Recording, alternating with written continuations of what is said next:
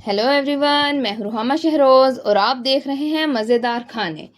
तो आज मैं आपके लिए रेसिपी लेके आई हूं फ्राइड बीफ की। और आप देखिएगा कि बिना फ्राई किए हम कितना अच्छा और कितना मज़ेदार फ्राइड बीफ बनाएंगे। और फ्राइड बीफ बनाने के लिए मैंने आधा किलो बीफ लिया है और ये बोनलेस है। और आप देखिएगा इसमें हमने बहुत मसाले यूज़ नहीं करने, सिर्फ बेसिक मसाले यूज़ करने हैं, जिसमें हम करेंगे 1 चम्मच नमक और आधा चम्मच पिसी हुई लाल मिर्च और 1 चम्मच का चौथा हिस्सा इसमें मैं हल्दी डालूंगी। और अभी हम इसमें डालेंगे लहसुन अदरक का पेस्ट।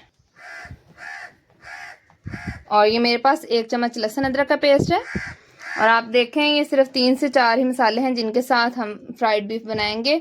और ये इतना जूसी और इतना मज़ेदार बनेगा कि आप खुद हैरान रह जाएंगे जब आप बनाएंगे। तो चलिए अब हम इन सब चीज़ों को अच्छी तरह से मिक्स कर लेते हैं। और आप देखिए मसालों के साथ मैंने बोनलेस बीफ को अच्छी तरह से मिक्स कर दिया है।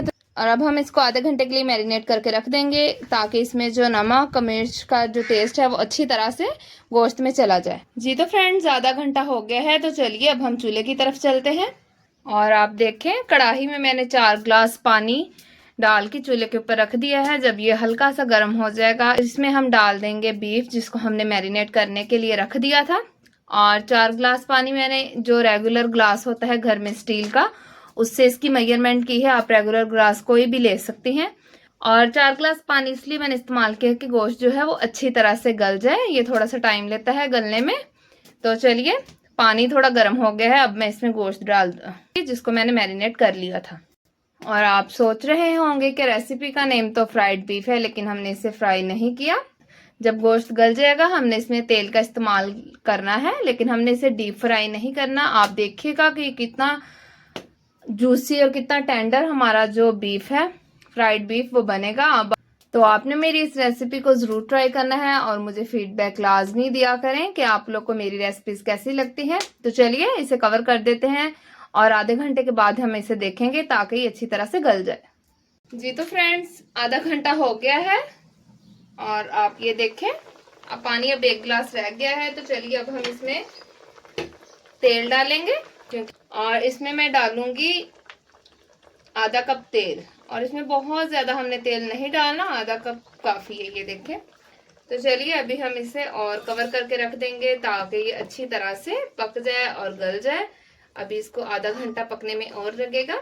और इसमें मैं डालूंगी आधा कप तेल। और इसमें बहुत ज़्यादा हमने तेल नहीं डालना, आधा कप काफ़ी है, ये देखें। तो चलिए अभी हम इसे और कवर करके रख देंगे ताकि ये अच्छी तरह से पक जाए और गल जाए। अभी इसको आधा घंटा पकने में और लगेगा।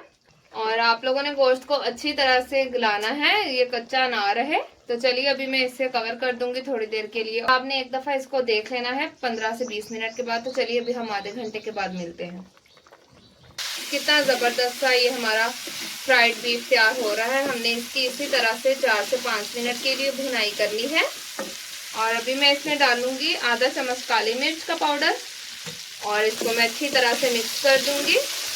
तो इसी तरह से 4 से 5 मिनट के लिए अच्छी तरह से मैं इसकी भुनाई करूंगी। उसके बाद हम इसे डिश आउट करेंगे। और आप ये देखें कितनी ज़बरदस्त इसकी लुक है और ये खाने में भी बहुत ही मज़े का बनता है और इसकी खुशबू भी बहुत ही अच्छी आ रही है। तो जल्दी से आप इस रेसिपी को ट्राई करें।